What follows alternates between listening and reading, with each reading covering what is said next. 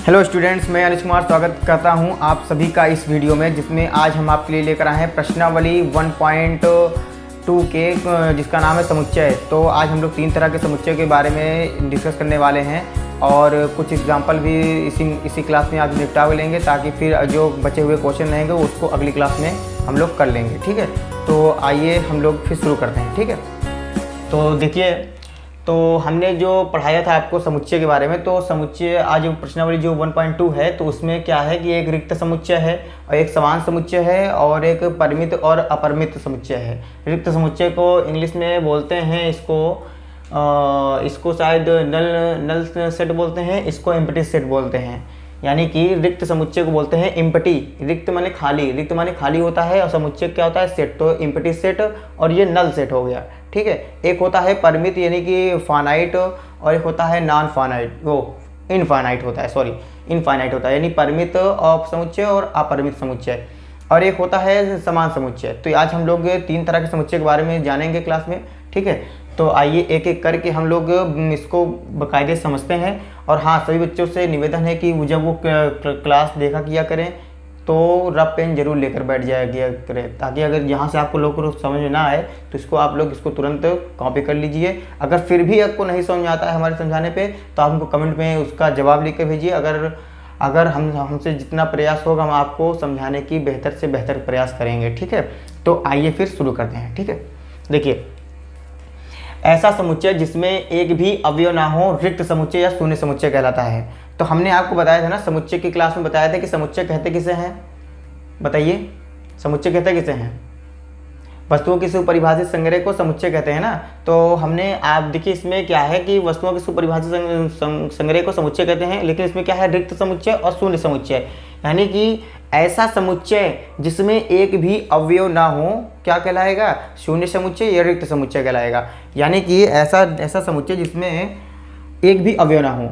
यानी कि मान लीजिए कि फॉर एग्जांपल, इससे हम आपको कैसे समझाएं इसको, मान लीजिए कैसे समझाएं आपको। जैसे मान लीजिए कि फॉर एग्जांपल मान लीजिए कि हमारे पास कोई अगर समुच्चय दिया गया है, मान लीजिए कि कोई नेचुरल नंबर लीजिए 1, 2, 3, 4। तो ये क्या है? ये तो अभी समुच्चय है।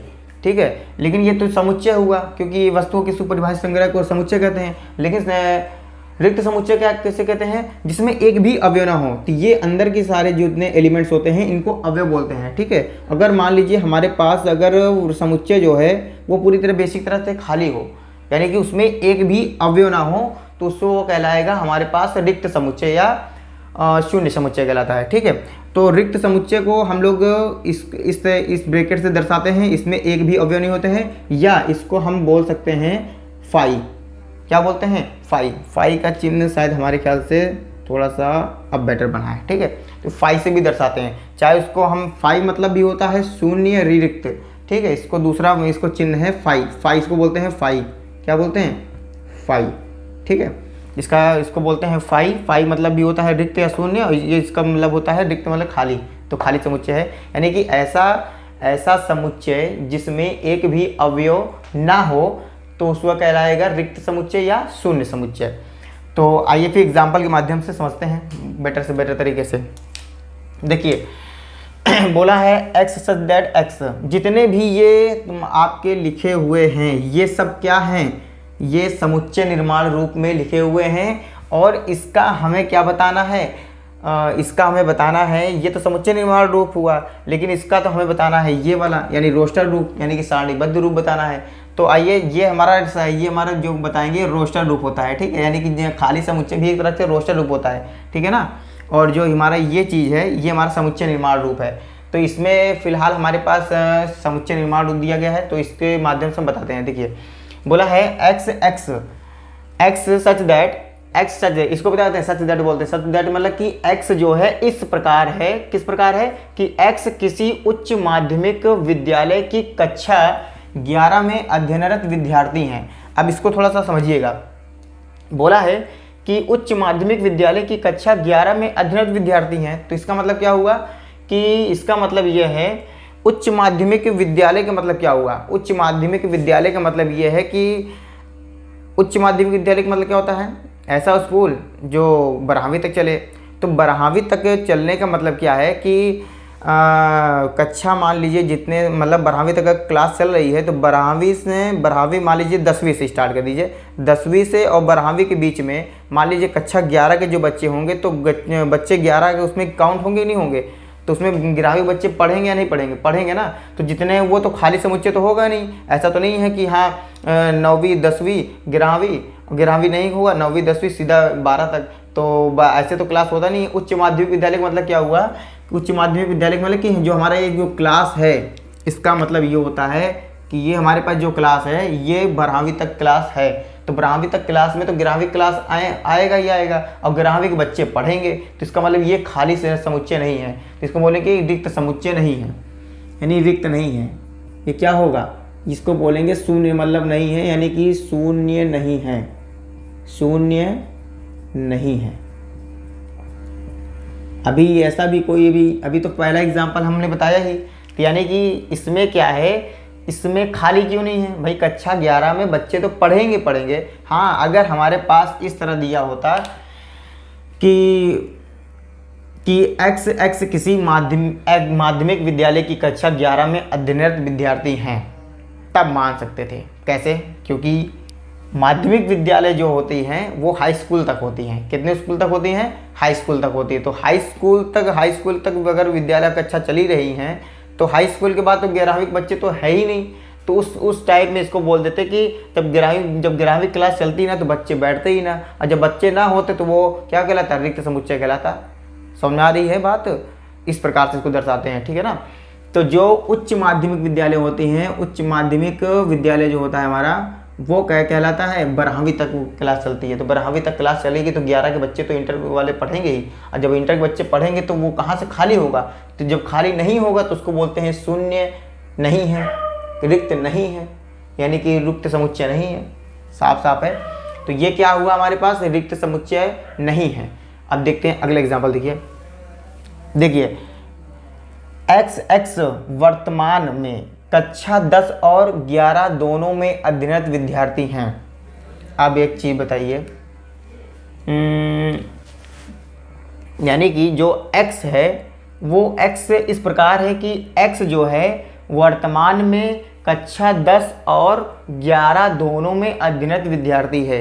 कोई एक ऐसा विद्यार्थी आप बताइए, देखिए थोड़ा सा इसमें इंटरेस्ट वाली बात है। कोई एक ऐसा विद्यार्थी हो सकता है कि जो कक्षा 10 में भी पढ़े और 11वीं में भी पढ़े। यही बोला है ना, कक्षा हाई स्कूल यानी हाई स्कूल और इंटर, इसको बोलते हैं इंटर। तो इसमें कक्षा 10 में भी पढ़े और 11वीं क्लास भी करे। हाँ ऐसा हो सकता है कि हो सकता हो बच्चा हाई स्कूल पेपर दे दिया हो, अपना हाई स्कूल का भी पढ़ ही रहा हो और वो इंटर में पढ़े, निकले, ऐसा संभव नहीं है, ठीक है ना। ये ऐसा मतलब इसमें बताया गया है कि साल का ऐसा मतलब कि पूरा दिन कि जो ऐसे मान लीजिए कि एक साल पूरा कोई बच्चा अगर एक साल का कोर्स अगर है, मतलब एक साल का जो हाई स्कूल में, एक हाई स्कूल का कितना होता है, एक साल का होता है ना। एक साल में क्या बच्चा क्या हाई स्कूल की तैयारी कर लेगा, इंटर की तैयारी कर लेगा क्या, ऐसा नहीं है। वो क्या कैसे तैयारी करेगा, किसी एक क्लास की तैयारी करेगा, या तो हाई स्कूल कर ले या तो इंटर कर ले। लेकिन जब हाई स्कूल की तैयारी करेगा तभी उसको अगली वाली क्लास में उसका दाखिला होगा, ठीक है ना। तो ये जो बच्चे, कोई ऐसा भी कोई बच्चा नहीं होता कि जो 10वीं में भी पढ़े और 11वीं में पढ़े, ऐसा होता है क्या। तो वही चीज़ में बोला है कि यानी कि x जो है, अब यहाँ समझिएगा थोड़ा ध्यान से, इसको थोड़ा समझने की भाषा है। बोला है कि मान लीजिए थोड़ा सा और बेटर थोड़ा समझिए। हाँ को एकदम से सोचते हैं कि इसको थोड़ा सा काज समझ में फील होना चाहिए कि आ रहा है या नहीं, ठीक है ना। अब इधर ध्यान दीजिए, देखिए मान लीजिए इस जो x नाम है, मान लीजिए x का नाम हम कह देते हैं राजू। क्या बोल देते हैं, राजू, ठीक।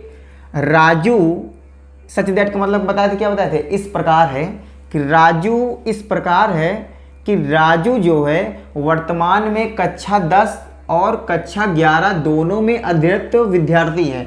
तो क्या राजू एक ऐसा लड़का है जो कक्षा 10 और 11 दोनों में पढ़ सकता है, नहीं पढ़ सकता ना। तो उस केस में हम क्या बोलेंगे कि भैया ये रिक्त समुच्चय है। मतलब ऐसा मतलब कि नहीं है, ना तो 10वीं में पढ़ेगा ना तो 11वीं में पढ़ेगा, तो समुच्चय क्या होगा, खाली समुच्चय होगा। खाली मतलब कि शून्य समुच्चय होगा।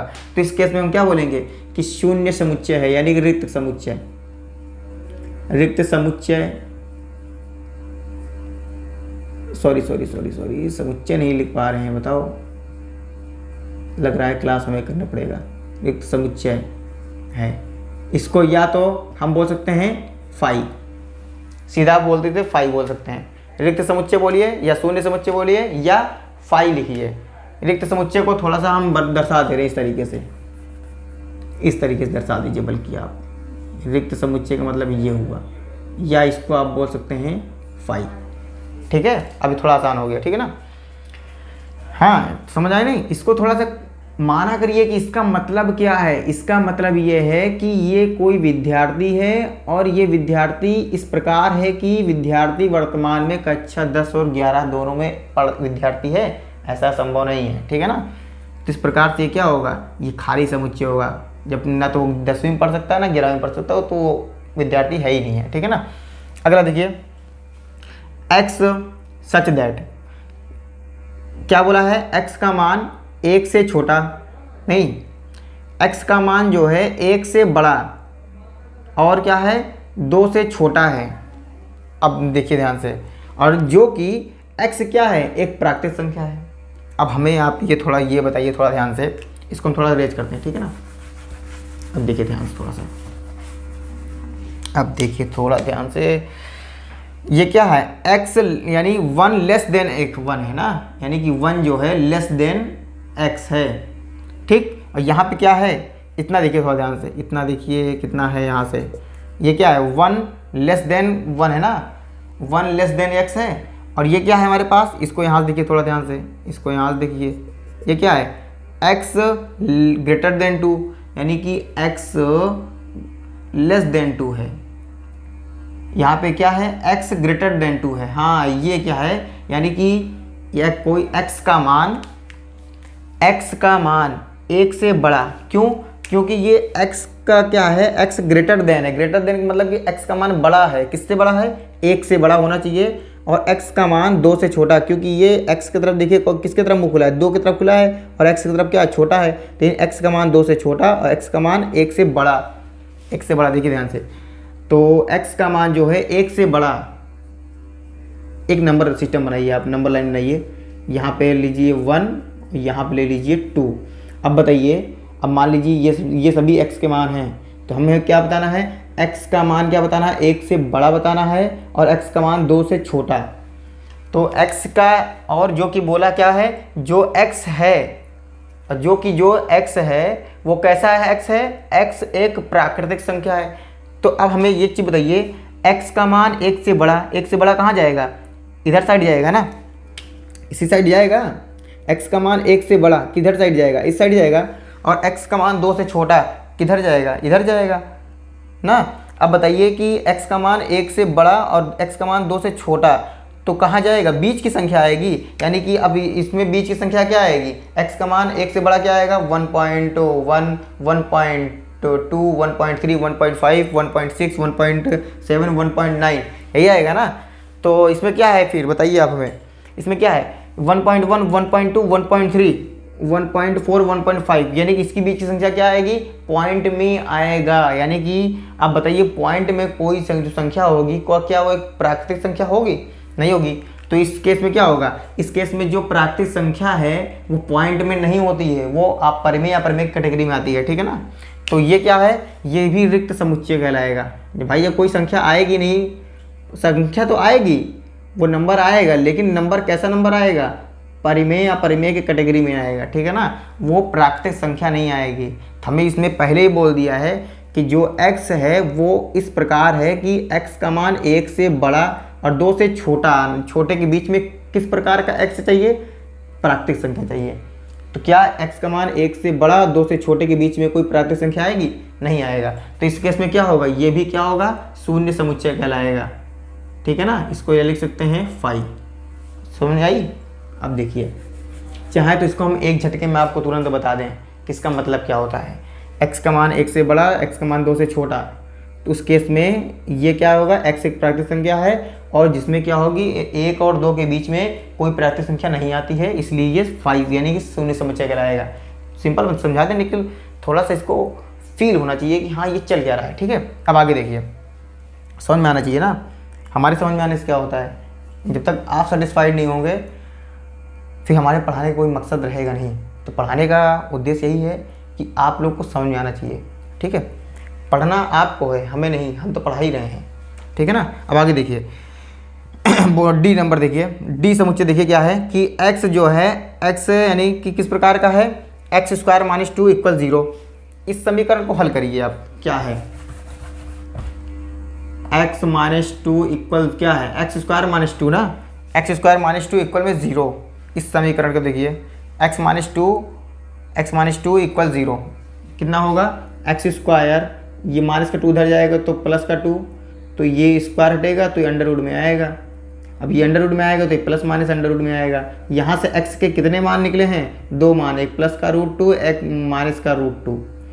अब देखिए क्वेश्चन में देखिए क्या बोला है, क्वेश्चन में बोला है कि जो x है वो किस प्रकार का x है, x एक परिमेय संख्या है। तो अब हमें आप ये बताइए, आप लोग कक्षा 10 में पढ़े होंगे परिमेय या परिमेय संख्या किसे कहते हैं। जो अंडर रूट में संख्या होती है वो अपरिमेय संख्या कैटेगरी में जाती है, ठीक है ना, वो क्योंकि वो p/q के फॉर्म में नहीं होती है। परिमेय संख्या कैसी होगी, जो परिमेय संख्या किसे कहते हैं, परिमेय संख्या ऐसी संख्या से जो p/q के फॉर्म में हो और जो q जो हो बटे में जो होता है वो 0 के बराबर नहीं होना चाहिए, और p और q क्या होना चाहिए, को प्राइम नंबर यानी अभाज्य संख्या, जिसका मतलब होता है जिसका HCF अगर 1 आ जाएगा तो वो परिमेय संख्या हो जाएगी, रेशनल नंबर, ठीक है। अगर नहीं आएगा, अगर उसका HCF अगर 1 नहीं आता है, कुछ और आता है, तो इरेशनल नंबर में चला जाएगा, यानी कि अपरिमेय संख्या कैटेगरी में चला जाएगी, ठीक है। तो जो रूट 2 है माइनस रूट 2 है। अब इसमें क्या हुआ कि x जो है such that x square minus 2 equal 0 है, उसको x के कितने मान आ रहा है, एक प्लस का रूट 2, एक माइनस का रूट 2, दोनों क्या है, अपरिमेय संख्या है। तो क्या बताना है, x एक परिमेय संख्या है नहीं, जब परिमेय संख्या है ही नहीं है तो उस केस में क्या हो जाएगा, ये रिक्त समुच्चय हो जाएगा। यानी रिक्त समुच्चय का मतलब क्या हुआ, खाली समुच्चय।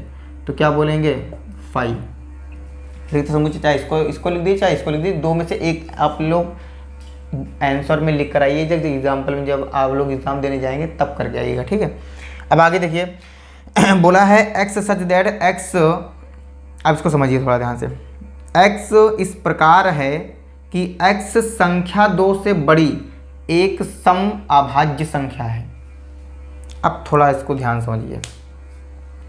पहली बात तो आप इतना एक चीज़ ध्यान दीजिए कि सम अभाज्य संख्या किसे कहते हैं, सम अभाज्य संख्या, यानी कि अब आप ये ध्यान दीजिए कि अभाज्य संख्या किसे कहते हैं। एक सेकंड इसको थोड़ा रेज कर दें तो अभाज्य संख्या किसे कहते हैं। अभाज्य संख्या देखिए, 2 केवल एक ऐसी अभाज्य संख्या है, 2 एक केवल ऐसी एक सम अभाज्य संख्या है कि जो कि यानी कि देखा जाए तो अभाज्य संख्या किसे कहते हैं, जो 2 से यानी कि जो देखा जाए तो जिसके 2 टुकड़े ना हो सके। अब किसके किसके 2 टुकड़े नहीं होंगे, देखिए एक होता है 2, एक होगा 3, और भी क्या कट जाएगा इसमें से सम अभाज्य संख्या लेने में, तो 2, 3, 5 होगा, 7 होगा और 9 नहीं होगा, 9 के भी 2 टुकड़े हो जाएंगे। यानी 2 टुकड़े का मतलब ये होता है कि वो विषम संख्या हैं। 1 जैसे विषम संख्या 1, 2, 3, 5, 7, 9 भी होगा विषम संख्या, लेकिन हमें अभाज्य लेनी है। अभाज्य संख्या में केवल एक ऐसी संख्या जो 2 आती है कि केवल यही एक सम अभाज्य संख्या होती है, बाकी कोई भी असम अभाज्य संख्या नहीं होती, ठीक है ना। तो अभाज्य संख्या में केवल 2 एक ऐसा अंक है जो कि ये सम अभाज्य संख्या कहलाती है, बाकी सब देखोगे तो विषम अभाज्य संख्या है। 2, 3, 5, 7 और क्या होता है, फिर होगा 11, फिर होगा 13, फिर होगा क्या होगा 17, अच्छा डेट अंदर बढ़ता चला जाएगा। लेकिन आप देखिए ध्यान से, तो सम अभाज्य संख्या कौन कौन, अभाज्य संख्या कौन कौन हुई, 2, 3, 5, 7, 11, 13, 17, यानी कि देखिए जाए तो ये एक ऐसा अंक है जो कि स्वयं से विभाजित होंगी, बाकी और किसी के टेबल से नहीं घटेगा, ठीक है। और जिसमें से 2 एक ऐसा अंक है जो कि सम अभाज्य संख्या है, ठीक है ना। अब एक चीज़ थोड़ा ध्यान दीजिए, हमें तो मालूम चल गया कि हाँ हमें अभाज्य संख्या हमारे पास इतनी हैं, इसे बढ़ता चला जाएगा, लेकिन अब हमें ध्यान दीजिए क्या उसमें बोला है कि x जो है वो इस प्रकार का x है कि x संख्या 2 से बड़ी, x संख्या 2 से बड़ी एक सम अभाज्य संख्या है। अब एक चीज़ देखिए ध्यान से, जो हमारे पास x आना चाहिए वो संख्या 2 से बड़ी, संख्या 2 से बड़ी कोई एक अभाज्य संख्या बताइए हमें, सम अभाज्य संख्या। देखिए ये बोला है कि इस पे थोड़ा ध्यान दीजिए, थोड़ा ध्यान से इस पे ध्यान दीजिए, इस पे ध्यान दीजिए कि x संख्या यानी जो x संख्या है वो 2 से बड़ी क्या है, एक सम अभाज्य संख्या है।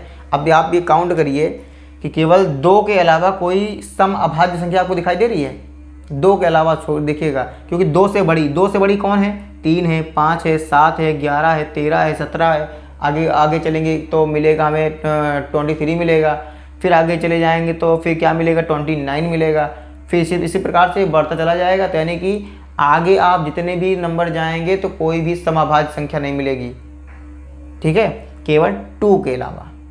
2 केवल एक ऐसा संख्या है जो कि समअभाज्य संख्या कैटेगरी में आता है, ठीक है ना। बाकी कोई भी देख लीजिए समअभाज्य, सब लोग क्या हैं, जितने भी सभी संख्याएं हैं वो सभी अभाज्य संख्या कहलाएंगी, ठीक है। तो अब यहाँ से बात क्या पकड़ी जा रही है कि जो x है वो x संख्या 2 से बड़ी एक समअभाज्य संख्या है। अब भाई 2 के अलावा यानी कि 2 को छोड़ करके 2 से बड़ी बोला है। 2 से बड़ी कौन है, 3 है, 5 है, 7, 11, 13, 17। भाई 2 के अलावा कोई भी समअभाज्य संख्या नहीं है, इसलिए जब है ही नहीं है 2 से बड़ी, देखा 2 से बड़ी देख रहे हैं, चेक कर रहे हैं तो कोई भी समअभाज्य संख्या मिल ही नहीं रही है, तो क्या होगा, फाई होगा, खाली होगा, रिक्त समुच्चय होगा। तो रिक्त समुच्चय होगा तो रिक्त समुच्चय को दर्शा दीजिए बढ़िया से, या फाई से दर्शा सकते हैं इसको, ठीक। अब देखिए अगला, देखिए अब देखिए लास्ट वाला देखिए। अब देखिए बोला है कि x जो है इसको भी हल कर लीजिए, x स्क्वायर इक्वल 4 है। क्या बोला है, x स्क्वायर इक्वल में 4, इसको हल करिए कितना हो जाएगा, ये हो जाएगा अंडर रूट का 4, ये स्क्वायर हटेगा तो ये कितना निकलेगा, 2 निकलेगा, ये निकलेगा ना, 2 ही तो निकलेगा। वो भी x स्क्वायर इक्वल 4, x बराबर में प्लस माइनस में 4, फिर निकलेगा ये प्लस माइनस का 2, ठीक है। यानी x कितने मान आ गए, एक प्लस का 2 एक माइनस का 2। तो देखो इसमें क्या बोला है, इसमें कि जो x है वो x स्क्वायर इक्वल 4 है, तो इसको हल करने पे क्या आ रहा है, एक प्लस का 2 एक माइनस का 2। तो वो x किस प्रकार का x है, x विषम संख्या है। अब विषम संख्या कौन कौन होती हैं, विषम संख्या होता है 1, और कौन कौन होता है विषम संख्या, देखिए विषम संख्या कौन कौन होती है, 1 होता है, और 3 होता है, 5 होगा, 7 होगा, 9 होगा, 11 होगा, 13 होगा, ऐसे बढ़ता चला जाता है। विषम संख्या मतलब कि जो 2 से ना कटे, 2 एक सम संख्या है, इसलिए विषम कौन कौन हुई, 1, 3, 5, 7, 9, 11, 13, ऐसे बढ़ते बढ़ते चले जाएंगे, ठीक है। तो विषम संख्या कौन सी है, 1, 3, 5, 7। अगर ये बोलता कि हाँ ये x सम संख्या है, तब बोल देते कि भैया ये सम संख्या है, यानी कि ये खाली है ही नहीं है। खाली मतलब कि ये रिक्त समुच्चय फिर नहीं होगा भाई। अगर ये बोल देता कि x जो है सम संख्या है, तो वही चीज़ तो आया भाई। ये जो x है वो इस प्रकार का x है कि x स्क्वायर बराबर क्या है, 4 है, और x का मान कितना है, प्लस का 2 एक माइनस का 2 रहा है। जो x जो है वो तो सम संख्या है ही है, और यहाँ पर वही चीज़ पूछा है कि x सम संख्या है, तो x सम संख्या बता देता है। तो क्या होता है, तब इसके समुच्चय में कोई ना कोई अवयव आते हैं, क्या आता है, 2 आता है, ठीक है। लेकिन यहाँ पे क्या बोल दिया, x विषम संख्या है, और जो कि विषम संख्या है ही है, तो विषम संख्या कौन सी है, 2 एक विषम संख्या है क्या, नहीं, तो 2 एक विषम संख्या नहीं है, तो इसका मतलब ये समुच्चय क्या है, फाई है, खाली है, रिक्त समुच्चय कहलाएगा। तो यहाँ तक हमें आप चेक करके बताइए कि आप लोग को समझ में आया है या नहीं। देखिए हम आपको एक बार और बता दे रहे हैं फिर से, देखिए ध्यान से। रिक्त समुच्चय कैसे कहते हैं, शून्य समुच्चय किसे कहते हैं ना, दोनों का नाम एक ही होता है, चाहे रिक्त बोलिए चाहे शून्य समुच्चय बोलिए। तो हमने आपको बताया था ना कि रिक्त समुच्चय को इंग्लिश में क्या बोलते हैं, रिक्त समुच्चय को इंग्लिश में बोलते हैं empty, EMPTY, empty set. Set का मतलब होता है समुच्चय, इम्पटी माने क्या होता है, खाली, ठीक है। और शून्य समुच्चय को बोलते हैं null, शायद null सेट बोलते हैं, null सेट, नल सेट बोलते हैं इसको, ठीक है, इंग्लिश में, यानी ULL या CT, नल सेट। नल का मतलब होता है शून्य, सेट का मतलब होता है समुच्चय, इम्पटी समुच्चय, इम्पटी सेट और नल सेट, ठीक है। अब देखिए ऐसा समुच्चय जिसमें एक भी अवयव ना हो रिक्त समुच्चय या शून्य समुच्चय कहलाता है। तो अब देखिए एग्जाम्पल मान दीजिए कि एक्स किसी उच्च माध्यमिक विद्यालय की कक्षा 11 में अध्ययनरत विद्यार्थी है। तो जो उच्च माध्यमिक विद्यालय होते हैं वो इंटर तक होते हैं। तो इंटर तक में बच्चे में तो क्या है 11 के बच्चे तो पढ़ेंगे ही, और जब 11 के बच्चे पढ़ेंगे तो उसमें तो बच्चे तो रहेंगे ना, तो वो उस समुच्चय खाली कहाँ हुआ, उसमें जब बच्चे बैठेंगे अवयव हैं बच्चे बैठेंगे तो खाली कहाँ से हुआ, जो खाली नहीं होगा तो बोलेंगे कि ये शून्य नहीं है। शून्य नहीं है का मतलब कि उसमें हैं। अगर ये बोलते कि फाई है, फाई का मतलब कि रिक्त समुच्चय है, तब उसमें खाली हो जाता। किस टाइप में खाली होता, अगर ये ना दिया होता, अगर उच्च ना दिया होता, ये बोलता कि माध्यमिक विद्यालय की कक्षा 11 में अध्ययन विद्यार्थी हैं। और माध्यमिक जो कक्षाएं होती हैं, माध्यमिक जो विद्यालय होते हैं वो हाई स्कूल तक होती हैं। तो हाई स्कूल तक अगर क्लास चली रही है तो 11 के बच्चे कहाँ से आ सकते हैं। जब 11 के बच्चे नहीं आएंगे तो उस केस में इसको हम रिक्त समुच्चय बोल देते हैं, ठीक है ना। लेकिन यहाँ पे उच्च माध्यमिक विद्यालय तो इंटर तक चल रहे हैं, तो 11 बच्चे पढ़ेंगे। जब 11 बच्चे बैठेंगे तो खाली कहाँ से है, तो बता देंगे कि शून्य नहीं है, शून्य नहीं है, रिक्त समुच्चय नहीं है, इस तरह बोल सकते हैं। और ये क्या है, एक्स जो है, एक्स वर्तमान में कक्षा 10 और 11 दोनों में अध्ययनरत विद्यार्थी है। कोई एक ऐसा लड़का है, मान लीजिए मोहन है या सोहन है या राम है, तो राम जो है, राम वर्तमान में कक्षा 10 और 11 में दोनों में पढ़ सकता है क्या, नहीं पढ़ सकता। तो उसके में क्या है, ना तो 10 में पढ़ेगा ना तो 11 में पढ़ रहा है, तो उसमें क्या होगा, खाली है, यानी कि रिक्त समुच्चय कहलाएगा। और रिक्त समुच्चय को इससे दर्शाइए, इस चिन्ह से, चाहे फाई से दर्शाइए, दोनों का मतलब वही है, ठीक है ना। अब ये क्या है, एक्स जो है वो कैसा है, एक्स का मान 1 से बड़ा और एक्स का मान 2 से छोटा है। तो 1 से और 2 के बीच में कोई एक कैसी संख्या आनी चाहिए, एक्स के प्राकृतिक संख्या आएगी क्या, 1 से और 2 के बीच में क्या आएगी, 1.1, 1.2, 1.3, 1.5 ये वगैरह वगैरह आएंगे। तो यानी कि परमेय आएगा, जो कि हमें क्या पूछा है, प्राकृतिक पूछा है। और जब प्राकृतिक पूछा है, नेचुरल नंबर पूछा है, तो खाली होगा। क्यों खाली होगा, क्योंकि परमेय आ जा रहा है, ठीक है ना। अब इसको देखिए, एक्स जो है x² - 2 = 0। तो यहाँ से x के कितने मान आएंगे, एक x का मान आएगा √2, एक x का मान आएगा -√2। तो फिर क्या पूछा है, x एक परमेय संख्या है, √2 और माइनस का √2 क्या होता है, अपरिमेय संख्या होती है। जब अपरिमेय संख्या आएगी तो उस केस में परमेय संख्या नहीं है, और जब परमेय संख्या नहीं है तो ये खाली समुच्चय कहलाएगा, यानी कि शून्य समुच्चय कहलाएगा। x जो है, x संख्या 2 से बड़ी एक समअभाज्य संख्या है। तो अभाज्य संख्या केवल 2, 3, 5, 7 और 9 को छोड़िए, 9 के भी 2 टुकड़े हो जाएंगे। ऐसे संख्या ढूंढिए जो कि अभाज्य संख्या हो, जो कि यानी कि स्वयं से विभाजित हो। स्वयं से विभाजित कौन कौन होगी, 2 होगा।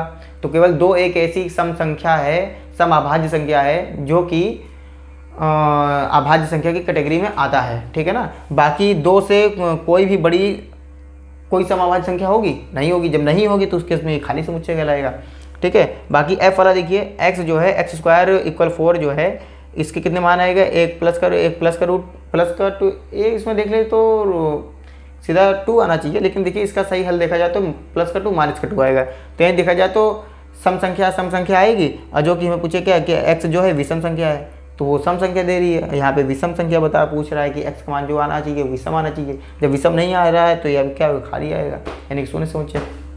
तो ठीक है, हमें आप ये कमेंट करके बताइए कि किसको ये नहीं समझ में आया है। अगर नहीं समझ में आया तो हमको फिर से जवाब लिखिए, ठीक है। और चलिए ठीक है, इसको आप लोग उतारिए, ठीक है। तो इसको हम रेज करते हैं। अगला है हमारा परिमित तथा अपरिमित समुच्चय, ठीक है। तो परिमित तथा अपरिमित समुच्चय मतलब होता है कि एक समुच्चय जो रिक्त है या उसके अवयवों की संख्या निश्चित या सीमित होती है, परिमित समुच्चय कहलाता है, अन्यथा समुच्चय अपरिमित समुच्चय कहलाता है। इसका मतलब थोड़ा समझिए मीनिंग।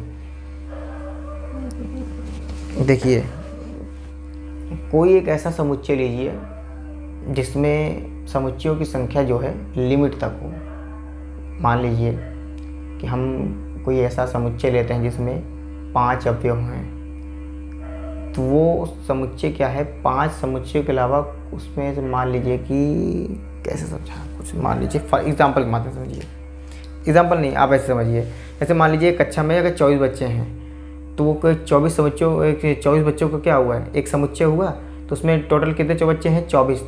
अब 24 बच्चे क्या हुए, एक सीमित हुए ना, निश्चित हुए। यहाँ वो निश्चित है, सीमित है, तो वो समुच्चय जो है वो बच्चों का जो समुच्चय कहलाएगा वो परिमित समुच्चय मतलब परिमित बच्चे कहलाएंगे। अब मान लीजिए कि उस कक्षा में अगर मान लीजिए एक भी बच्चे नहीं हैं, खाली हैं, तब भी वो परिमित, यानी कि देखा जाए तो एक शून्य और रिक्त समुच्चय भी परिमित समुच्चय की कैटेगरी में आता है। ठीक है ना। अगर कोई बच्चे भी नहीं बैठे, एक ही बच्चे नहीं है, तब भी परिमित बच्चे कहलाएंगे, यानी परिमित समुच्चय कहलाएगा। अगर मान लीजिए उसमें अगर बच्चे लिमिट हैं, सीमित हैं, हाँ इतने 24 बच्चे हैं, 25 बच्चे हैं, तो वो क्या हुआ, वो परिमित समुच्चय कहलाएंगे। और यदि अवयवों की संख्या अनंत हो, कोई मालूम नहीं है कि कितने बच्चे हैं, कितने बच्चे नहीं हैं, कितने अवयव हैं, अगर समुच्चयों में अवयवों की संख्या अगर इन्फिनिट हो तो क्या कहलाएगा, अपरिमित समुच्चय कहलाएगा। देखिए एग्जाम्पल देखिए, अब देखिए मान लीजिए कि क्या है भैया, टूटेगा क्या, देखो इसे मान लीजिए कि हमारे पास मान लीजिए कोई एक ऐसा समुच्चय है, मान लीजिए नेचुरल नंबर ही है, मान लीजिए कि हाँ नेचुरल नंबर, मान लीजिए 1 2 3 4 5 6, मान लीजिए ये चीज़, मान लीजिए कि ये जो समुच्चय है उसमें टोटल 6 अवयव हैं। तो इस 6 अवयव क्या है, एक प्राकृतिक संख्या है। अब प्राकृतिक संख्या से यहाँ पे मतलब नहीं है, मतलब किससे है कि इसके अंदर कुल कितने अवयव हैं, 6। तो यहाँ पे तो इसकी सीमित कितनी सीमा कहाँ तक है, इसकी 6 तक है, यानी कि 6 से क्या 7 है क्या, नहीं ना। तो ये कौन सा समुच्चय कहलाएगा, यानी कि ऐसा समुच्चय जिसमें अवयवों की संख्या निश्चित हो, वो कहलाता है परिमित समुच्चय। और सुनिए, या मान लीजिए कि ऐसा समुच्चय जिसमें एक भी अवयव ना हो, तब भी परिमित समुच्चय कहलाएगा। यानी कि हमने इससे पहले क्या बताया, रिक्त समुच्चय, ऐसा समुच्चय जिसमें एक भी अवयव ना हो तो रिक्त समुच्चय या शून्य समुच्चय कहलाता है। तो रिक्त समुच्चय, शून्य समुच्चय भी एक परिमित समुच्चय ही होता है। ठीक है ना। परिमित में थोड़ा सा फर्क यह आ जाता है कि उसमें कभी कभी निश्चित समुच्चय, किसी उसमें निश्चित अवयव हो जाते हैं।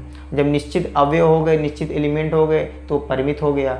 अगर एक भी अवयव नहीं है तो परिमित है, तब भी परिमित है। और परिमित और रिक्त समुच्चय भी परिमित समुच्चय कहलाता है। ठीक है ना।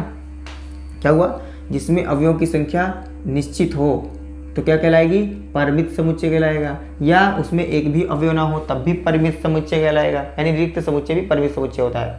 और हाँ, जिसमें अवयवों की संख्या अनंत हो तो क्या कहलाएगा, अपरिमित समुच्चय कहलाएगा। जैसे मान लीजिए हमारे पास एक ऐसा समुच्चय है, मान लीजिए प्राकृतिक संख्याओं का समुच्चय, मान लीजिए कि 1 2 3 4 5 अनंत तक, ये अनंत तक बढ़ती चली जा रही है। यानी किसी कोई सीमा ही नहीं है, निश्चित नहीं है, ये अनिश्चित है, बढ़ता चला जा रहा है, तो वो क्या कहलाएगा, अनिश्चित समुच्चय कहलाएगा। यानी कि ऐसा समुच्चय जिसमें अवयव की संख्या निश्चित हो तो कहलाएगा परिमित समुच्चय। या ऐसा समुच्चय जिसमें अवयव की संख्या 0 हो तो क्या कहलाएगा, परिमित समुच्चय और रिक्त समुच्चय कहलाएगा। और ऐसा समुच्चय जिसमें अवयव की संख्या अनंत हो तो क्या कहलाएगी, अपरिमित समुच्चय। अब थोड़ा देखिए ध्यान से, अपरिमित थोड़ा सा, इसमें थोड़ा सा मान लीजिए, परिमित को क्या बोलते हैं, फाइनाइट। अपरिमित को क्या बोलते हैं, इनफाइनाइट।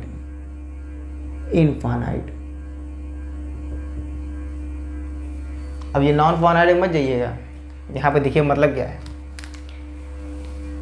अपरिमित का मतलब क्या हुआ, अनंत। तो अनंत को इंग्लिश में क्या बोलते हैं, इन्फिनिटिव। वो क्या बोलते हैं, इनफाइनाइट क्या बोलते हैं इसको, हाँ इनफाइनाइट बोलते हैं। ठीक है ना। और फाइनाइट को क्या बोलते हैं, परिमित। और इनफाइनाइट को क्या बोल देंगे, अपरिमित। यानी कि जितने अवयवों की संख्या निश्चित हो वो फाइनाइट सेट कहलाएंगे, समुच्चय को सेट, फाइनाइट सेट। और जिसमें अवयवों की संख्या अनंत हो क्या बोलाएगा, इनफाइनाइट सेट। ठीक। तो परिमित समुच्चय को इंग्लिश में क्या बोलते हैं, फाइनाइट सेट, और अपरिमित समुच्चय क्या बोलते हैं, इनफाइनाइट सेट। तो बात समझ में आई।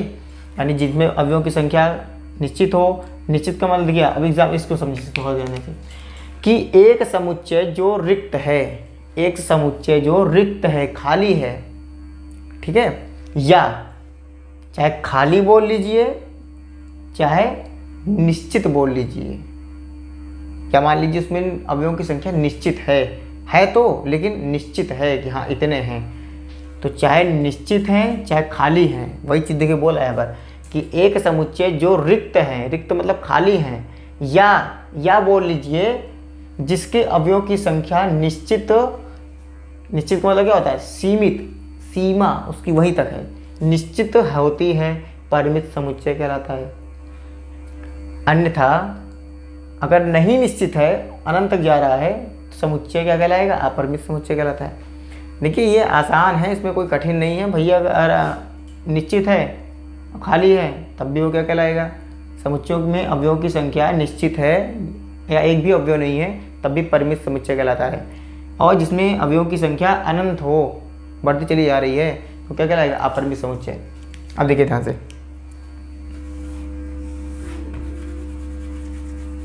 क्या करें, हाथ से ही मिटाना पड़ेगा। अब देखिए ध्यान से, एग्जाम्पल देखिए, x जो है सच दैट इस प्रकार है कि x जो है सप्ताह के दिनों का नाम, सप्ताह के दिनों का समुच्चय है। और सप्ताह में कितने दिन होते हैं, कितने दिन होते हैं, क्या होता है, सोमवार, मंगलवार, एक काम करते हैं इसको इंग्लिश में लिख देते हैं, संडे, मंडे, ट्यूसडे, भर नहीं पाएगा क्या जी, और शॉर्टकट में लिख दीजिए, Sunday, SUN, Sunday, Monday, Tuesday, Wednesday, Thursday, Sunday, Monday, Tuesday, Wednesday, Thursday, Friday, Saturday.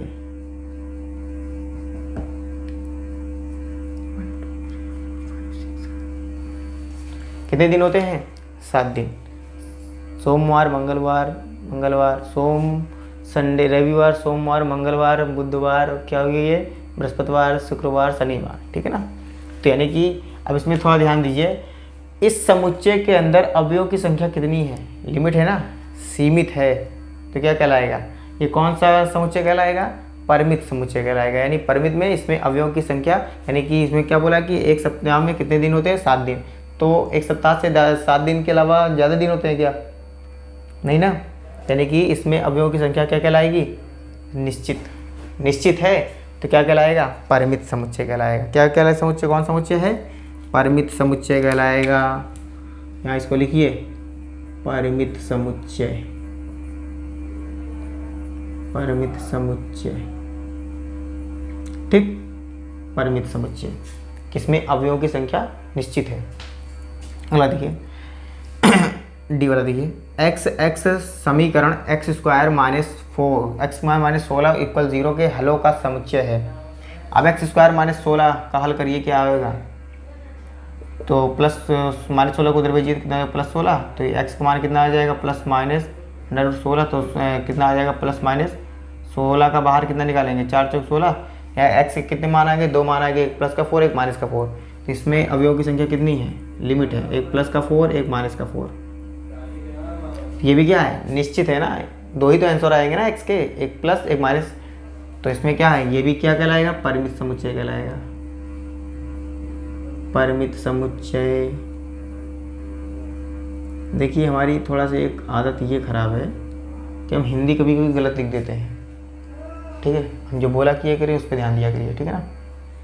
अब अगला देखिए, बोला है कि x किसी रेखा पर स्थित सभी बिंदुओं का समुच्चय, यानी जो x है वो x इस प्रकार का है कि जो x है वो कोई एक रेखा है, रेखा पर स्थित सभी बिंदुओं का समुच्चय है। अब ये बताइए थोड़ा ध्यान से, कोई एक रेखा ले लीजिए, कैसे समझाएं आपको, मान लीजिए कोई एक रेखा है, अब ये रेखा इधर उधर से बढ़ रही है। अब रेखा किस प्रकार का रेखा है, रेखा ऐसा है कि उसमें जो बिंदु हैं छोटे छोटे, ये पास पास के बन रहे हैं, तो इसमें तो हजारों न जाने कितने अनंत तक बिंदु बढ़ते चले जाएंगे। तो उन बिंदुओं को आप काउंट कर पाएंगे कि एक रेखा पर बने बिंदुओं की संख्या इतनी है? नहीं ना, तो अनंत है ना, यानी एक रेखा पर अनंत बिंदु बन सकते हैं। जब अनंत बिंदु बनेंगे तो वो अनंत बिंदु क्या कहलाएंगे? अपरिमित समुच्चय कहलाएंगे। यानी कि उसमें समुच्चयों की संख्या, वो अवयवों की संख्या क्या है? इनफाइनाइट है। ठीक है ना, तो यहाँ पे क्या होगा?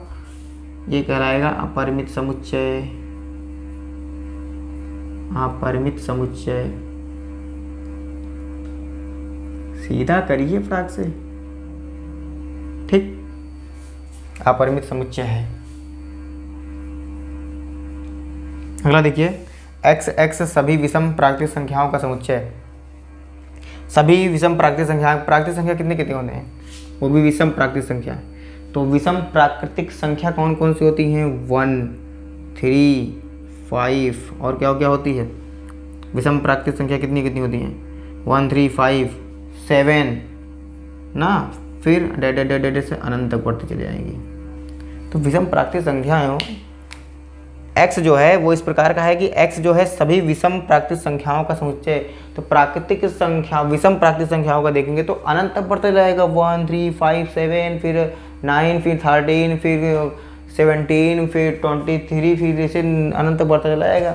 तो प्राकृतिक संख्याओं का समुच्चय जो है, विषम प्राकृतिक संख्याओं का समुच्चय, वो अनंत तक बढ़ता चला जाएगा, उसमें कोई लिमिट नहीं है। तो ठीक है, ठीक है। तो इसको आप क्या नाम है, इसको आप लोग को उतारिए। तो फिर इसको हम रेस करते हैं, फिर बढ़ते हैं फिर अगले तरफ। ठीक है, सोचते हैं कुछ एग्जाम्पल करवा दें क्या? पहले इसको रेस करते हैं, फिर जो मन में आएगा वही कराएंगे। करना तो वही है। तो आज इसको कुल मिला के एग्जाम्पल, और ये जो तीन प्रकार के समुच्चय हैं, 2 प्रकार के समुच्चय तो हो ही गया, 1 प्रकार का समुच्चय बचा, कुछ एग्जाम्पल बचेंगे।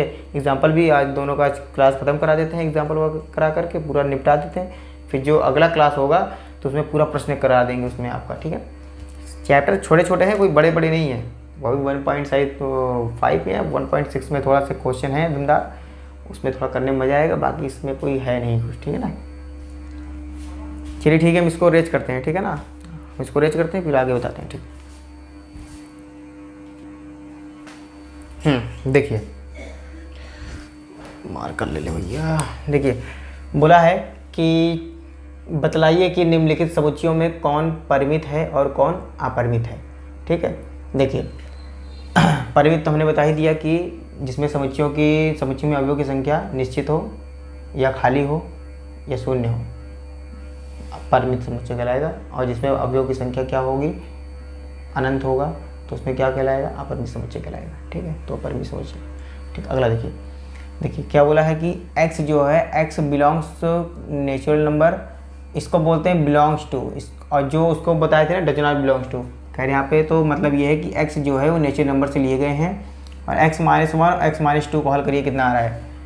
x-1 और x-2 इक्वल क्या है? 0। तो एक बार 1 - 1 इक्वल 0, एक बार क्या लेंगे? x-2 इक्वल 0, एक बार इसके बराबर, एक बार इसके बराबर। ठीक है, तो यहाँ से x मान कितना आ जाएगा? प्लस का 1, एक बार x मान यहाँ कितना आ जाएगा? प्लस का 2। x के कितने मान आ गए? 1 और 2। तो यहाँ पे लिखिए, तो यहाँ पे ये क्या लिखेगा? हमारे पास ऐसा आएगा 1, 2। तो यहाँ पे क्या है? यहाँ से ये जो है x जो है इस प्रकार का x है कि x बिलोंग्स टू n, और इनको हल करने पर क्या आ रहा है? x के 2 मान आ रहे हैं, एक बार 1 आ रहा है, 1 और 2 आ रहा है, यानी कि इसमें अवयव की संख्या क्या है? निश्चित है। तो ये क्या कहलाएगा? परिमित समुच्चय। यहाँ लिखिए परिमित समुच्चय, परिमित समुच्चय है। ठीक है, परिमित समुच्चय है। चलिए अगला देखिए, अगला बोला है x belongs to natural number और x² बराबर 4। यहाँ से x का मान कितना आ जाएगा? x² बराबर कितना है? 4। तो x का ये वर्ग घटेगा तो अंडर रूट में 4 आ जाएगा। तो x का मान कितने हो जाएंगे यहाँ से? +-2। तो यहाँ पे भी क्या आ जाएगा? लिमिट क्या आ जाएगी? x कितने मान आ गए? 2 मान, एक बार प्लस का 2, एक बार -2। तो यहाँ पर भी अवयव की संख्या कितनी है? लिमिट है। लिमिट का मतलब कि निश्चित है। तो यहाँ पे क्या आ जाएगा? ये भी परिमित समुच्चय कहलाएगा। देखिए इसमें क्वेश्चन बड़े छोटे छोटे हैं।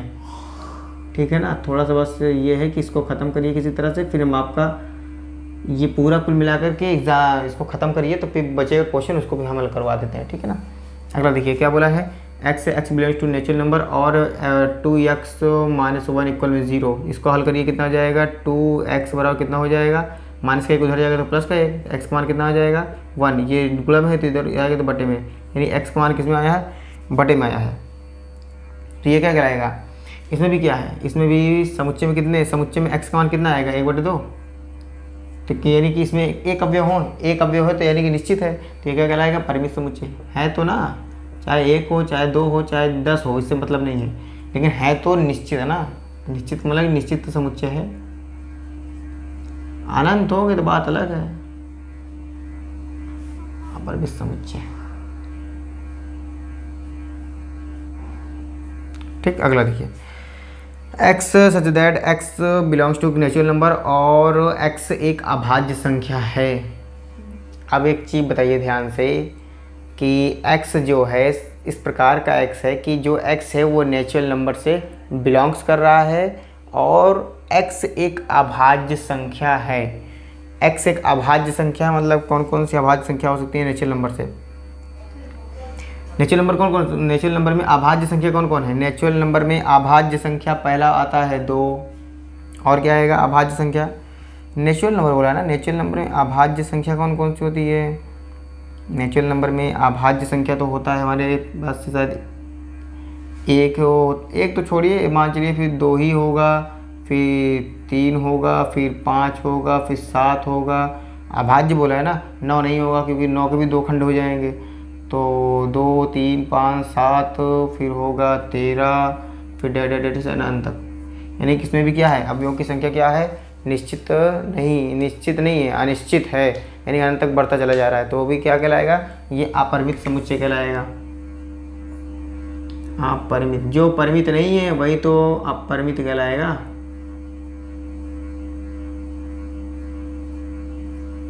समुच्चय है। ठीक, अगला देखिए, x such that x belongs to natural number और x विषम संख्या है।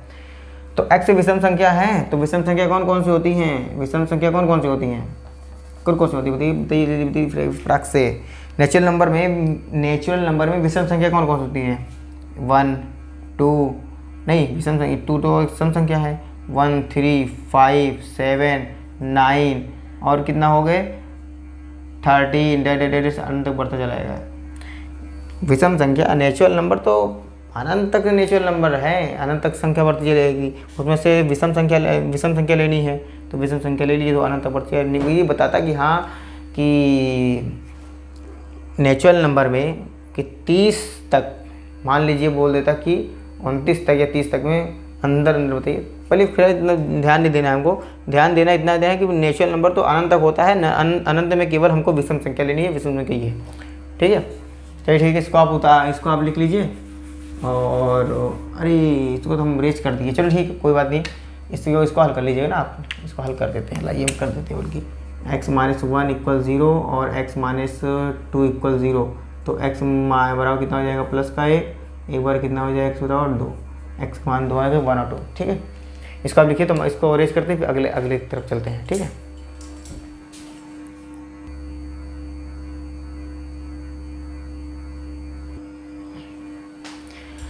देखिए, समान समुच्चय, समान तथा असमान समुच्चय। समान तथा असमान समुच्चय हम कहते किसे हैं, जैसे मान लीजिए हमारे पास दो समुच्चय हैं और दोनों समुच्चयों में अवयवों की संख्या बराबर है तो वो समान समुच्चय कहलाते हैं। अगर दो समुच्चयों में, अगर दोनों समुच्चयों में मान लीजिए एक में समुच्चय, अगर मान लीजिए एक में समुच्चय में अवयवों की संख्या मान लीजिए कुछ और है और दूसरे समुच्चयों में अवयवों की संख्या कुछ और है, मतलब कि भिन्न भिन्न है, अलग अलग। कहने का मतलब जैसे मान लीजिए फॉर एग्जांपल लीजिए, मान लीजिए हमारे पास एक समुच्चय है, हमारे पास 1 2 3 4, मान लीजिए इसमें अवयवों की संख्या कितनी है 4 है, तो इसमें भी समुच्चय B, अगर एक कोई समुच्चय B है तो उसमें भी अवयवों की संख्या समान आनी चाहिए। जैसे मान लीजिए कि 1 2 3 4, इसमें भी जितने इसके पास एलिमेंट है उतने दूसरे से, जितने पहले वाले समुच्चय में अवयवों की संख्या है उतने दूसरे भी वाले समुच्चय में अवयवों की संख्या अगर बराबर है तब ये समान समुच्चय कहलाएंगे। समान का मतलब क्या होता है, एक जैसा। एक जैसा दिखने वाला, या बोल दीजिए आगे पीछे भी हो सकता है। जैसे मान लीजिए समुच्चय बी में अगर मान लीजिए कि हम पहले 4 को लेते हैं, फिर 3 को लेते हैं, 2 को लिख देते हैं, फिर 1 को लिख देते हैं, आगे पीछे कर सकते हैं, इस तरह भी कर सकते हैं, 2 1 3 कर सकते हैं। तो ये भी क्या है 1 2 3 4 1 2 3 4, तो अवयवों की संख्या बराबर है, तो यानी कि ये भी क्या है समान समुच्चय है। अगर हाँ इस तरह होता है कि 1 2 3 4, फिर यहाँ पे कर देते कि 1 2 3 4, फिर यहाँ पे कर देते 5 कर देते, तभी क्या होता है कि ये समुच्चय ये इस वाले समुच्चय की अवयव की संख्या इस बी वाले समुच्चय के अवयव की संख्या क्या है बराबर नहीं है, तो ये असमान समुच्चय कहलाएंगे। इतना ही है बस, इसमें और बाकी कुछ है नहीं। इसमें समान असमान में इतने फ़र्क है कि अगर देखिए डेफिनेशन को भी ध्यान मत दीजिए, डेफिनेशन बड़ा इजी है, आप उसमें मत जाइए। देखिए समझिए इस तरह से, अगर एक समान समुच्चय तब कहलाता है जब समुच्चय ए के प्रत्येक अवयव का समुच्चय बी के प्रत्येक अवयव का भी समुच्चय मतलब अवयव हों। यानी कहने का मतलब देखिए इसके माध्यम से हुई है, समुच्चयों ए और बी में, समुच्चय ए और बी में यदि ए का प्रत्येक अवयव बी का भी अवयव है, बी समुच्चय बी का भी प्रत्येक अवयव है, ठीक है, तथा बी का भी प्रत्येक अवयव समुच्चय ए का भी प्रत्येक अवयव हो, तो समुच्चय ए और बी समान समुच्चय कहलाएंगे, अन्यथा नहीं तो फिर असमान समुच्चय कहलाएंगे। देखिए अब इसमें देखिए छाटिए, इसमें से आंसर कर दीजिए। देखिए निरूपण क्या है, ए इक्वल बी क्या है, ए इक्वल बी क्या आएगा समान समुच्चय कहलाएगा। अगर ए इज नॉट इक्वल बी आएगा तो वो असमान समुच्चय कहलाएगा। तो फिर हमारे पास एग्जाम्पल है, इसके माध्यम से समझिए। मान लीजिए कैसे क्या है कि ए समुच्चय ए में देखिए कितने अवयव हैं 1 2 3 4, तो समुच्चय बी में अवयव देखिए कितना है 1 2 3 4, तो क्या हुआ है ए और बी क्या हुए समान समुच्चय हुए, तो ए और बी क्या हुए इतने वाले पार्ट क्या हुए समान समुच्चय हुए, ठीक है। तो ये वाले क्या हुए, ये वाला पार्ट कहलाएगा हमारे पास कि समुच्चय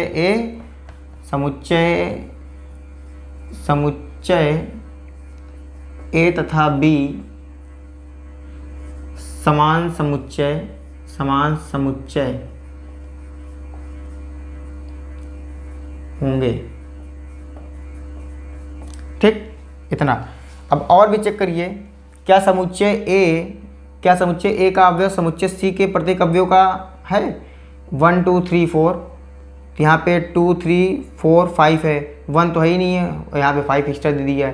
तो यानी कि जो समुच्चय ए के प्रत्येक अवयव हैं समुच्चय सी के प्रत्येक अवयव के बराबर नहीं है, ठीक। इसको हटाइए। अब इससे तुलना करिए, बी के वाले बी और सी को तुलना करिए, तो कितना है 1 2 3 4, तो यहाँ पे कितना है 2 3 4 है लेकिन 1 नहीं है, या यहाँ पे 5 है, यहाँ पे 5 है, यहाँ 5 नहीं है, यहाँ पे 1 है लेकिन यहाँ पे 1 नहीं है। तो यानी कि समुच्चय बी का प्रत्येक अवयव समुच्चय सी के प्रत्येक अवयव के बराबर नहीं है, इसलिए ये असमान समुच्चय कहलाएगा, ठीक है।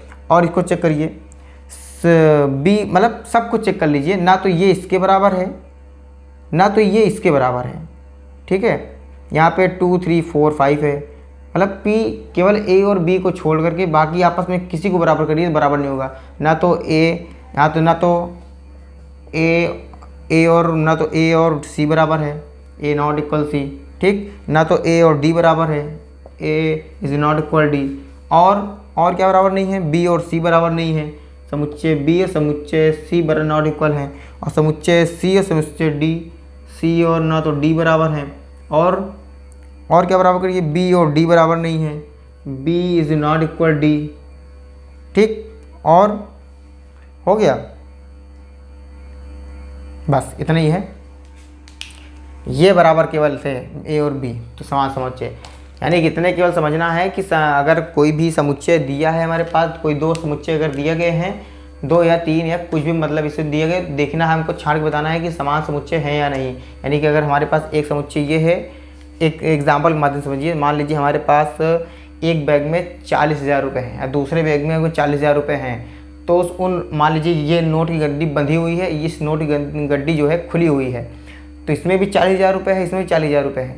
तो क्या हुआ, अभी इसको तो हम बोल नहीं सकते कि हाँ ये 30,000 भाई इस खुली नोट है तो इसकी कीमत ही डाउन हो जाएगी, ऐसा तो नहीं है, दोनों क्या होंगे समान कहलाएंगे ना।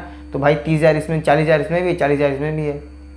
अब ऐसा नहीं करते कि भैया तुम खुली गड्डी है इसकी कीमत आधी हो गई है, यानी कि कुछ घट गया है, ठीक है। तो यानी कि जितना इसके पास है जितना इसके पास है, 40,000 इसमें भी बैग में है, 40,000 इसमें बैग में भी है, तो ये समान समुच्चय कहलाएंगे। बैग एक तरफ का बैग जो हुआ है एक तरफ का समुच्चय का काम कर दिया, ठीक है। अब उसमें जो नोट हुए वो अवयव हैं, हो गए, एलिमेंट्स हो गए। अगर एलिमेंट्स अगर बराबर हैं दोनों में तब क्या कहलाएगा, समान। अगर एलिमेंट्स अगर आपस में बराबर नहीं है तो क्या कहलाएंगे, असमान। बस इतने से डिफिनेशन है, बाकी ठीक है। चलिए इसमें आम एग्जाम्पल के आगे बढ़ते हैं, ठीक है। चलिए उदाहरण नंबर 7 देखते हैं। समान समुच्चयों के युग्म छांटिए यदि ऐसा कोई युग्म है और कारण भी बतलाइए। चलिए देखिए, ठीक। सबसे पहले इसको क्या नाम है, ये रोस्टर रूप सब फॉर्म में दिया गया है, तो इसको हम एक काम करते हैं, पहले इसको हम लोग समुच्चय निर्माण रूप में दिया हुआ है, तो इसको हम रोस्टर फॉर्म में लिख लेते हैं, तो उससे थोड़ा पहचानना आसान रहेगा कि कौन से रिक्त समुच्चय हैं, कौन से परिमित हैं, अपरिमित हैं, कौन से समान समुच्चय हैं, तो खुद ही मालूम चल जाएगा कि किस कैटेगरी का है, और कारण तो स्पष्ट बता ही देंगे बाद में, ठीक है। तो आइए पहले इसको रोस्टर फॉर्म में कर लेते हैं इसको, ठीक है। तो देखिए ये जो पहले लिखा है ये तो रोस्टर फॉर्म में है ही है। अगला देखिए, ये वाला देखिए क्या है कि x का मान क्या है कि 15 से क्या लिखा हुआ है जी, x का मान जो है 15 से बड़ा, यानी कि x ग्रेटर देन 15 है ना, यानी x का मान जो है 15 से बड़ा है और x का मान जो है 5 से छोटा है। ये कैसे हो सकता है, ये हमें मूर्ख बना रहा है ना ये। तो देखिए इसका मतलब क्या है कि x कोई ऐसी संख्या है क्या कि जो है x का मान जो 15 से बड़ा हो, x का मान जो है क्या हो 5 से छोटे हों, ऐसे कोई हो तो नहीं सकता ना। तो ये इसका मतलब ये जो कि है इसमें कोई रिक्त यानी खाली समुच्चय है, यानी कि देखा जाए तो रिक्त समुच्चय है, ठीक है ना, ये खाली है, ठीक। अगला देखिए भाई, आप ही देखिए x का मान जो है 15 से बड़ा होना चाहिए। 15 से बड़ा क्या है, 16, 17, 18, ये तो जाएगा। और वही जो x का मान है वो 5 से छोटा भी होना चाहिए। तो ऐसा कोई मान है क्या कि x का मान 15 से बड़ा हो और 5 से छोटा हो, नहीं होगा ना। तो जो कुछ नहीं होगा तो खाली समुच्चय होगा, ठीक है, यानी कि अभी इसमें कुछ नहीं, शून्य है अभी। इसी का मान देखिए x जो है x - 5 = 0 है, तो यानी x - 5 = 0 का मतलब क्या हुआ, x का मान कितना निकला है 5, x का मान कितना आया 5 आया, यानी किसके समुच्चय में अवयव की संख्या कितनी है 1 है, ठीक। अब अगला देखिए ये क्या है, x² 25 कितना है, इसको हल करिए, कितना आएगा ये चीज़, इसको हल करिए आप लोग तो कितना आएगा, इसका हल मैं यहाँ करवा देता हूँ। x² इक्वल कितना है 25 है ना, तो x पर कितना हो जाएगा अंडर रूट में 25, ये प्लस माइनस अंडर रूट में, तो ये कितना हो जाएगा प्लस माइनस 25 का रूट से बाहर निकलेगा तो प्लस का 5, यानी x के कितने मान आए हैं यहाँ पे 2 मान आए हैं। कितने मान आए हैं, एक प्लस का 5 एक माइनस का 5 आया है, ठीक। अगला देखिए ये क्या बोला है हमारे पास कि x सच दैट x समीकरण x² - 2x - 15, इसको भी हल कर लिए, कितना आया x² - 2x - 15 = 0।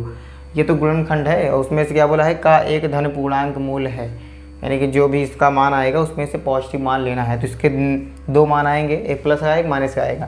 तो जोड़ा इसका गुणनखंड करिए, क्या आएगा इसका गुणनखंड का जोड़ा बनाइए भैया, कितना आएगा x² माइनस का x ब्रैकेट में कितना आएगा, घटाने पे जोड़ने पे आएगा, तो कितना आना चाहिए, तो 5 × 3 = 15, यानी कि 5 - 3 और माइनस का कितना हो जाएगा 15 = 0, यानी कि कितना है हमारे पास 5 × 3 = 15, 5 में से 3 गए 2, 5 × 3 = 15, यानी कि a और c के बराबर आना चाहिए और इसके जोड़ने घटाने पे कितना आना चाहिए, x के गुणांक के बराबर आना चाहिए, ठीक है।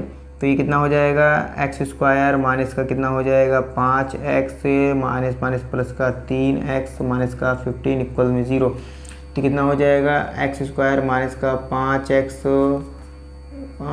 एक ब्रैकेट में, और ये कितना हो जाएगा प्लस का कितना हो जाएगा, यहाँ पर एक कामन ले लीजिए, नहीं कामन मत लीजिए अभी तो कल ब्रैकेट ले रहे हैं ना, 3x माइनस का 15 = 0, तो कितना आएगा यहाँ से हमारे पास कितना आ जाएगा, x कामन ले लीजिए यहाँ से, तो x माइनस का 5 एक ब्रैकेट में प्लस यहाँ से कुछ नहीं का, यहाँ से कितना कामन है 3 कामन है, 3 बाहर निकाल लीजिए तो यहाँ बच जाएगा x 3 × 5 = 15, फिर कितना हो जाएगा x - 5 एक ब्रैकेट में और यहाँ पे कितना हो जाएगा x + 3 एक ब्रैकेट में, इक्वल में 0 चल ही रहा है, ठीक। तो यहाँ पे एक बार इसको जोड़ा, एक बार इसके बराबर 0, एक बार इसके बराबर 0, तो x - 5 = 0 और यहाँ से x + 3 = 0, तो यहाँ से x का मान कितना आ जाएगा प्लस का 5 आ जाएगा, एक बार यहाँ से x का मान कितना आ जाएगा माइनस का 3 आ जाएगा, ठीक।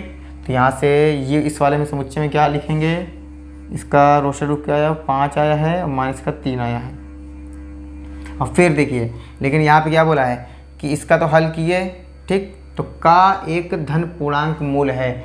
जो हमें यहाँ से जो मान लेना है वो कौन सा, कैसे लेना है, धन पूर्णांक लेना है। तो धन पूर्णांक कौन सी है, 5 है, तो यहाँ से कल 5 लेना है। तो अब एक चीज़ थोड़ा देखिए ध्यान से, यहाँ से तो खुद ही मालूम चल रहा है परिमित समुच्चय है, परिमित समुच्चय, परिमित समुच्चय, रिक्त समुच्चय, खुद ही मालूम चल रहा है। अब यहाँ से ये देखिए कि समान असमान समुच्चय कौन क्या है, कौन कौन से हैं, समान और असमान समुच्चय कौन कौन से हैं। देखिए समान समुच्चय कौन कौन से हैं, देखिए ध्यान से, तो समान समुच्चय दिख रहे हैं ये दोनों, ना तो ये आपस में बराबर हैं, इसमें 0 है, इसमें 0 है, इसमें यानी कि इसमें खाली समुच्चय इसको 5 बोलते हैं। ना तो ये आपस में बराबर हैं, ना तो ये दोनों आपस में बराबर हैं। बराबर कौन है, C और D बराबर है, यानी कि इन दोनों समुच्चयों में कितने अवयव की संख्या है, 5 5।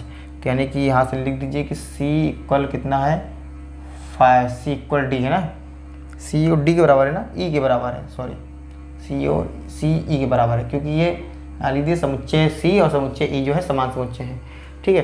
तो लास्ट एग्जांपल हमारा देख लीजिए, लास्ट एग्जांपल अगला देखिए, ठीक, उसी के बाद फिर क्लास को समाप्त करते हैं, ठीक है। अगला देखिए, देखिए निम्नलिखित समुच्चय युग्मों में से कौन समान है, अपने उत्तर का औचित्य बताइए। बोला है ए शब्दों एलॉय के अक्षरों का समुच्चय तथा एल शब्दों लॉयल के अक्षरों का समुच्चय। देखिए हमारे पास पहला समुच्चय है ए, कितना है हमारे पास, देखिए ध्यान से, क्या है, एलॉय। एलॉय में एलॉय शब्द के अक्षरों का समुच्चय कितना होगा, ए, चलिए ठीक है। एल, अभी ये एल काउंट नहीं करेंगे क्योंकि समुच्चय में अवयव की संख्या रिपीट नहीं होती है, ठीक है ना। फिर क्या ले लेंगे, ओ लेंगे, फिर क्या लेंगे, वाई लेंगे, ठीक। अब देखिए समुच्चय बी, समुच्चय बी में अवयव की संख्या कितनी आएगी, देखिए क्या क्या लेंगे यहाँ से, L O Y, L O Y, फिर A, L O Y A. L count नहीं करेंगे, क्यों, क्योंकि समुच्चय में अवयवों की संख्या रिपीट नहीं होती है, ठीक है ना। अब देखिए यहाँ से ये दोनों देखा जाए तो बराबर हैं, क्या समुच्चय ए के अवयव समुच्चय बी के अवयवों के बराबर हैं, बराबर है ना, समान समुच्चय कहलाएंगे, क्या कहलाएंगे, समान समुच्चय, समान समुच्चय, ठीक। समुच्चय ए और समुच्चय बी बराबर हैं, ए इसके पास भी है, एल इसके पास भी है, ओ इसके पास भी है, वाई इसके पास भी है, यानी कि समुच्चय में अवयवों की संख्या क्या है, दोनों में बराबर है, यानी कि समुच्चय ए और समुच्चय बी आपस में क्या है, बराबर हैं। यानी कि पहला वाला जो आंसर होगा ये सही होगा, यानी कि समान समुच्चय होगा, ठीक है। तो पहला वाला जो हमारा आंसर है वो, उसका आंसर क्या होगा, समान समुच्चय, समान समुच्चय। लिख लीजिएगा इसको बढ़िया से, ठीक है ना, लिख देते हैं, नहीं तो फिर कंफ्यूज हो जाओगे आप, ठीक। अगला देखिए बी वाला पार्ट, क्या है इसमें बोला है कि n जो है n belongs to capital Z, यानी कि इंटीजर है, ठीक है, पूर्णांक है। वो भी क्या है कि पूर्णांक किसके बराबर नहीं, कि वर्ग करने पर 4 के बराबर और 4 से छोटा आना चाहिए, ठीक है। तो पूर्णांक कौन कौन से होते हैं कि जिसका वर्ग करने पर 4 के बराबर और 4 से कम होते हैं। 0 का वर्ग करोगे तो 4 से छोटा ही आएगा। एक्स एन का मान, यानी एन क्या है, नेचुरल नंबर जो आना चाहिए 4 से छोटा आना चाहिए। तो नेचुरल नंबर जो है 4 से छोटा कौन कौन होता है, 4 छोटा होता है 3, 2, 1, 0, तो 0 आता है। 0 का वर्ग करेंगे तो क्या आएगा, 0 ही आएगा। फिर 1 का वर्ग करेंगे कितना आ जाएगा, 1 ही आएगा, जो कि 4 से छोटा है, ठीक है। यानी कि यहाँ पे क्या है, n लेस देन 4 है, यानी n का मान 4 से छोटा और 4 के बराबर भी है, ध्यान रखे रहिएगा, यानी ठीक है। अब देखिए 0 का स्क्वायर करें कितना आएगा, 0, 0 से छोटा क्या है, 4 क्या है, 0 से छोटा है। फिर 0 से फिर 4 से छोटा क्या है, अब देखिए 1 भी 0 के बाद क्या आता है, 1 आता है, 1 का स्क्वायर कितना होगा 1 का स्क्वायर करें कितना आ जाएगा एक सेकंड थोड़ा पानी पी तो।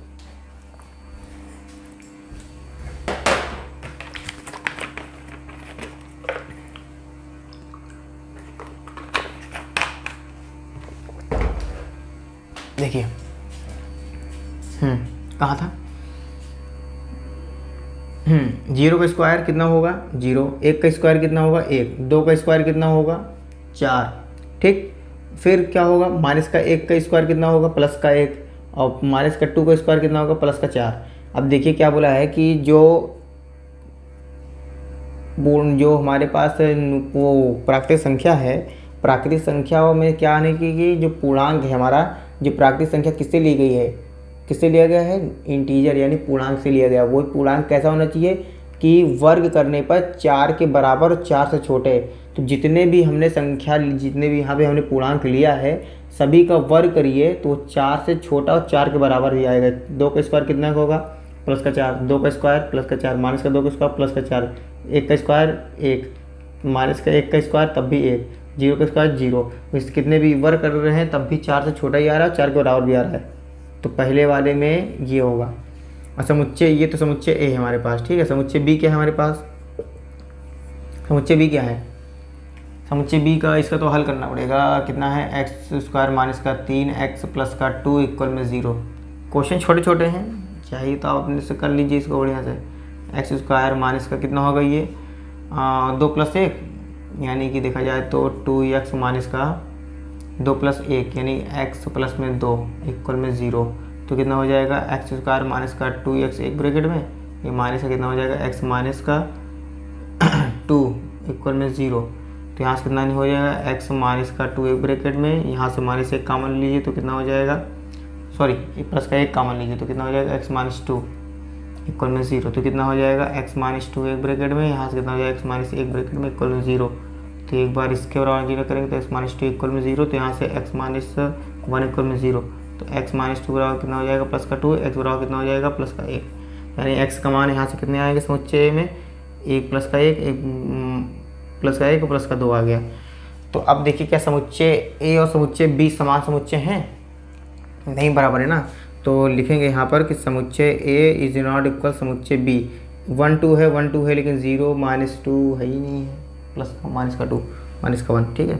यहाँ लिखेंगे कि जो बी वाला पार्ट है, ये वाला पार्ट यहाँ लिखेंगे ये हो जाएगा असमान समुच्चय। असमान समुच्चय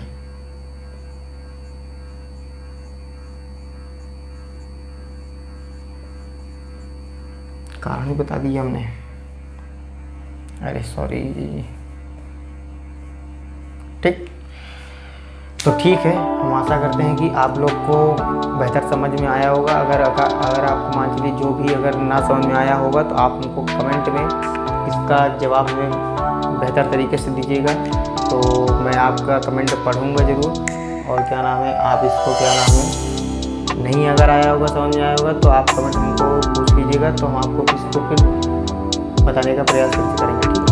तो ठीक है, फिर कल की क्लास में हम लोग प्रश्नावली 1.2 के सभी क्वेश्चन को पूरा हल कर डालेंगे, ठीक है, पूरा ख़त्म कर देंगे, ठीक है। तो रात काफ़ी हो चुकी है, 3 साढ़े 3 बज गया, जहाँ तक सुबह हो ही जाता है, हमको हमेशा सुबह हो जाता है, क्या करें। ठीक है, चलिए ठीक है, तो आज क्लास को हम लोग यहीं पर समाप्त करते हैं। ठीक, okay, bye bye, see you.